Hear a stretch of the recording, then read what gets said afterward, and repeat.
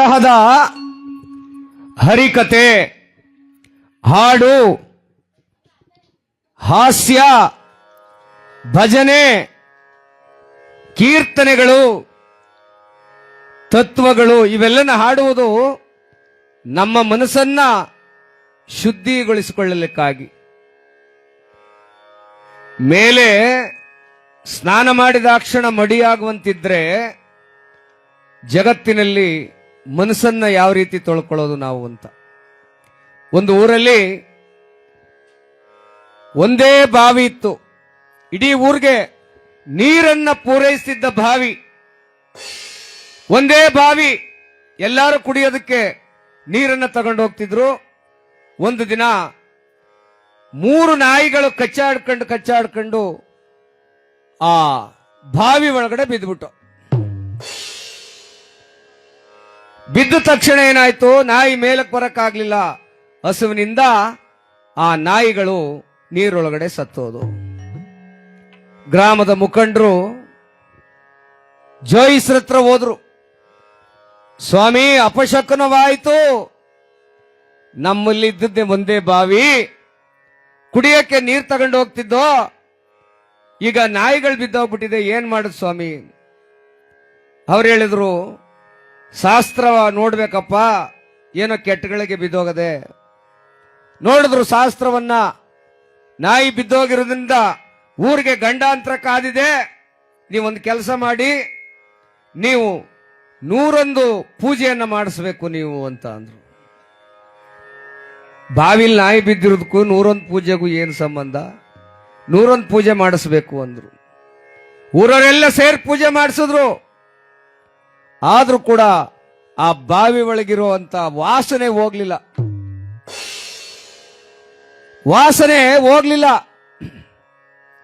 ಮತ್ತೆ ಜೋಯಿಸ್ರ ಹತ್ರ ಬಂದ್ರು.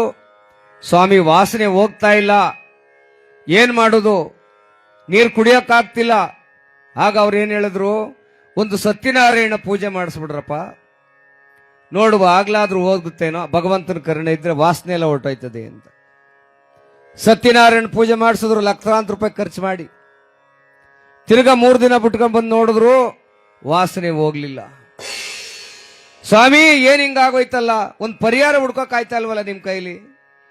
ಆಗ ಆ ಜ್ಯೋತಿಷಿ ಹೇಳಿದ್ರು, ಒಂದು ಕೆಲಸ ಮಾಡಿ, ಸುಗಂಧ ದ್ರವ್ಯವನ್ನ ಆ ಬಾವಿ ಒಳಗೆ ಸುರಿದು ಬಿಡಿ, ಕೆಟ್ಟ ವಾಸನೆ ಎಲ್ಲ ಹೋಗಿ ಒಳ್ಳೆ ವಾಸನೆ ಬಂದ್ಬಿಡ್ತದೆ ಅಂದ್ರು. ಇವರು ಲಕ್ಷಾಂತರ ರೂಪಾಯಿ ದುಡ್ಡು ಕೊಟ್ಟು ಸುಗಂಧ ದ್ರವ್ಯವನ್ನು ತಂದು ಬಾವಿ ಒಳಗೆ ಸುರಿದ್ರು.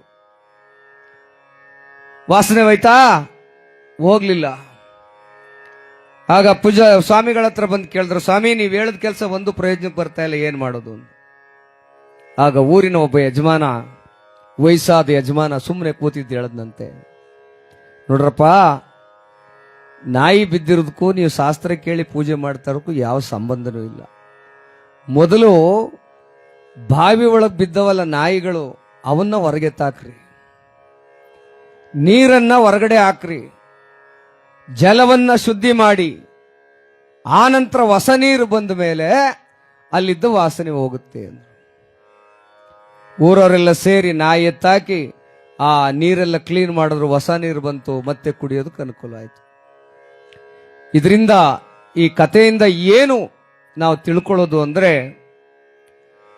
ಮನಸ್ಸಿನೊಳಗಡೆ ಸಾವಿರಾರು ತರದ ಚಿಂತೆಗಳನ್ನ, ನೋವುಗಳನ್ನ, ಕೆಟ್ಟ ಮನಸ್ಸುಗಳನ್ನ ಇಟ್ಕೊಂಡು ಮೇಲೆ ಸ್ನಾನ ಮಾಡಿದರೆ ಯಾವ ಪ್ರಯೋಜನ ಬರೋದಿಲ್ಲ ಅಂತ ಎಲ್ಲ ಮಕ್ಕಳಿಗೆ ಹೇಳ್ಕೊಡ್ಬೇಕು. ನಾನು ಶುದ್ಧಿಯಾಗಿದ್ದೀನಿ, ನಾನು ಸ್ನಾನ ಮಾಡಿದ್ದೀನಿ, ಯಾರನ್ನು ಮುಟ್ಟಿಸ್ಕೊಳ್ಳಲ್ಲ ಅಂದ್ರೆ ಮನಸ್ಸಿನ ಶುದ್ಧಿ ಆಗುದೇ ಯಾವಾಗ? ಮನಸ್ಸಿನ ಶುದ್ಧಿ ಆಗುದೇ ಯಾವಾಗ? ಯಾರೋ ಒಂದು ಹುಡುಗ, ಅಪ್ಪ ನೀರು ಕೊಡ್ರಪ್ಪ ಅಂದ, ಕಸ ಗುಡಿಸೋ ಹುಡುಗ. ಆ ಮನೆಯ ಅಕ್ಕೆ ಹೇಳಿದ್ಲು, ನಮ್ಮೂರಲ್ಲಿ ದೇವ್ರ ಹಬ್ಬ ಇದೆ, ಅಯೋಗ್ಯ ಕಾಂಪೌಂಡ್ ಮುಟ್ಬಿಟ್ಟಲ್ಲೋ, ನಾವೆಲ್ಲ ತೊಳೆದು ಶುದ್ಧಿ ಮಾಡಿದ್ದು, ಒಂದು ಗುಂಡು ಪಿನ್ನನ್ನು ಕೂಡ ಎಲ್ಲ ಶುದ್ಧಿ ಮಾಡಿದ್ದು, ಮುಟ್ಬಿಟ್ಟಲ್ಲ ಅಯೋಗ್ಯ ಅಂತ ಬೈದ್ಲು. ಆಗ ಆ ಹುಡುಗ ಹೇಳ್ದ, ಎಲ್ಲನೂ ಶುದ್ಧ ಮಾಡಿದ್ದೀರವ? ಹ್ಞೂ ಕಣಪ್ಪ, ಎಲ್ಲ ಶುದ್ಧ ಮಾಡಿವಿ. ಮುಟ್ಬಿಟ್ಟೆ ನೀನು? ಅಲ್ಲ, ನಿಮ್ಮ ಮನಸ್ಸು ಶುದ್ಧ ಮಾಡಿಲ್ವಲ್ಲವ ನೀವು? ಮೊದಲು ಅದನ್ನು ಶುದ್ಧ ಮಾಡ್ಕೊಳ್ಳಿ ಅಂದ. ಆ ಎಮ್ಮನ ಕಣ್ ತೆರಿತಂತೆ. ಅಂದ್ರೆ ಅರ್ಥ, ಸುಮ್ಮನೆ ಕತೆ ಮಾಡಿ ಏನೋ ಒಂದು ದೇವ್ರ ನಾಮ ಮಾಡ್ತಾರೆ ಹೊರಟೋಗುದಲ್ಲ. ಈ ಕಥೆಯಿಂದ ಒಂದಷ್ಟು ನಮ್ಮ ಜೀವನಕ್ಕೆ ಉಪಯೋಗ ಬೇಕು. ಯಾವ ರೀತಿಯಾಗಿ? ಭಗವಂತ ನಮಗೆ ಆಯುಸ್ಸನ್ನ ಗಟ್ಟಿಗೊಳಿಸ್ಕೊಡ್ಬೇಕು, ಆರೋಗ್ಯ ಕೊಡಬೇಕು. ನಮ್ಮ ಮನೆ, ಮಕ್ಕಳು, ನಮ್ಮ ಸಂಸಾರ, ನಮ್ಮ ಗ್ರಾಮ ಉದ್ಧಾರವಾಗಬೇಕು ಅಂದ್ರೆ ನಮ್ಮೊಳಗಿರ್ತಕ್ಕಂಥ ಅಹಂಕಾರವನ್ನ ಬಿಡಬೇಕು. ಎಲ್ಲಿ ಬಾವಿಯೊಳಗೆ ಏನ್ ಬಿದ್ದಿದ್ದೋ, ನಾಯಿ ಎಂಬ ಅಹಂಕಾರ ನಮ್ಮೊಳಗಿದೆ. ಅದನ್ನ ಎತ್ತಾಗ್ತಾ ಇಲ್ಲ ನಾವು ಆಚೆಗೆ. ನಾವೇನ್ ಮಾಡ್ತಾ ಇದ್ದೀವಿ? ನಾನು ಒಳ್ಳೆಯವನು ಅಂತ ಮೇಲ್ ನೀರು ಇಕ್ಕಳ್ತಾ ಇದ್ದೀವಿ, ಸೋಪ್ ಹಾಕೊಳ್ತೀವಿ, ಶಾಂಪು ಹಾಕೊಂಡು ಸ್ನಾನ ಮಾಡ್ತಾ ಇದ್ದೀವಿ. ಒಳಗಿರುವಂತ ಕಾಮ, ಕ್ರೋಧ, ಲೋಭ, ಮೋಹ, ಮದ, ಮತ್ಸರ, ಅಹಂಕಾರ ಎಲ್ಲ ಇಲ್ಲೇ ಇದೆ. ಮೊದಲು ಇದನ್ನ ಎತ್ತಾಕಬೇಕು. ನಾವು ಎತ್ತಾಕಿದ್ರೆ ನೋಡಪ್ಪ, ಹೀಗೆ 100 ವರ್ಷಗಳ ಕಾಲ ನಾವು ಸುಖವಾಗಿ ಬಾಳ್ವೆ ಮಾಡಬಹುದು. ಇವತ್ತು ಆಯುಸ್ಸಿದೆಯಾ ಮನುಷ್ಯನಿಗೆ? ಇಲ್ಲ, ಆಯುಸ್ಸಿಲ್ಲ. ಯಾಕೆ ಅಂದ್ರೆ ಮನುಷ್ಯ ಬರ್ತಾ ಬರ್ತಾ ಬರ್ತಾ ಬರ್ತಾ ಸ್ವಾರ್ಥಿ ಆಗ್ತಾ ಇದ್ದಾನೆ. ನೆಂಟ್ರಿಷ್ಟ್ರು ಮನೆಗೆ ಬರುವಾಗಿಲ್ಲ, ನೆಂಟ್ರಿಷ್ಟ್ರು ಬಂದ್ರೆ ಸರಿಯಾಗಿ ಮಾತಾಡಿಸುವಾಗಿಲ್ಲ. ಮೊದಲು ಕುಕ್ಕೆಲಿ ಮಂಕ್ರಿ ಇಪ್ಪಡಿ ಅನ್ನ ಇಕ್ತಿದ್ರು, ಹೊಟ್ಟೆ ತುಂಬ ಊಟ ಮಾಡಿಸ್ತಿದ್ರು. ಈಗಿಲ್ಲ, ಸೌಟಲ್ಲಿ ಒಂಚೂರು ಹಾಕ್ಬಿಟ್ಟು ಸಾಕಾ ಬೇಕಾ ಅಂತಾರೆ. ಈಗ ಇದನ್ನೆಲ್ಲ ಬಿಡಬೇಕಾದ್ರೆ ನಾವು ಮನಸ್ಸಿನೊಳಗಿನ ನೋವನ್ನ, ಮನಸ್ಸಿನೊಳಗಿನ ಕೊಳೆಯನ್ನ ಮೊದಲು ತೆಗೆದಾಕಿದ್ರೆ ನಾವು ಸಂತೋಷವಾದ ಜೀವನವನ್ನು ಮಾಡಬಹುದು. ಹಾಗೆ ಅಂತ ಹೇಳ್ತಾ ಆ ಭಗವಂತ ತಮಗೆಲ್ಲರಿಗೂ ಕೂಡ ಒಳಿತನ್ನ ಮಾಡಲಿ, ಸನ್ಮಂಗಳವನ್ನು ಉಂಟು ಮಾಡಲಿ ಎಂಬುದಾಗಿ ಹೇಳ್ತಾ, ಇವತ್ತು ನಮ್ಮ ಪ್ರೀತಿಯ ಹೊಂಬಾಳಮ್ಮನವರ ಉತ್ತರ ಕ್ರಿಯಾದಿ ಭೂಶಾಂತಿ ಕಾರ್ಯದ ನಿಮಿತ್ತವಾಗಿ ಆ ಭಗವನ್ನಾಮ ಸ್ಮರಣೆಯನ್ನ ಮಾಡಿ ನಾವೆಲ್ಲ ಕೃತಾರ್ಥರಾಗೋಣ. ಭಗವಂತ ನಮ್ಮ ಮನಸ್ಸಿನೊಳಗಿರ್ತಕ್ಕಂಥ ಕೊಳೆಯನ್ನ ತೆಗೇಲಿ ಅಂತ ಹೇಳ್ತಾ, ಕೊಳಲೋದು ಗುರುವಾಯೂರು ಕೃಷ್ಣನೇ, ಆ ವಾಸುದೇವ, ಶ್ರೀಮನ್ನಾರಾಯಣ, ಶ್ರೀನಿವಾಸ, ಗೋವಿಂದ, ಶ್ರೀಹರಿ ಪರಮಾತ್ಮ ಎತ್ತ ತಾಯಿ ತಂದೆಯರ ಆಶೀರ್ವಾದದಿಂದ ನಮ್ಮೊಳಗಿರ್ತಕ್ಕಂಥ ಅಹಂಕಾರ ದೂರವಾಗಿ ಇನ್ನು ಮುಂದಾದರೂ ಕ್ಷಮಿಸುವ ಗುಣವನ್ನು ನಾವೆಲ್ಲ ಪಡ್ಕೊಳ್ಳೋಣ. ಕ್ಷಮಿಸುವ ಗುಣ ಅಂದ್ರೆ ಕ್ಷಮಾಪಣೆ ಅಂತಕ್ಕಂಥದ್ದು ಬಹುದೊಡ್ಡ ಆಸ್ತಿ ನಮಗೆ. ಯಾರಾದ್ರೂ ಬೈದಾಗ ಹಠ ಮಾಡ್ಕೊಂಡು ಮಾತು ಬಿಟ್ಬಿಡ್ಬಾರ್ದು. ಕ್ಷಮಿಸುವ ಗುಣ ಇರಬೇಕು.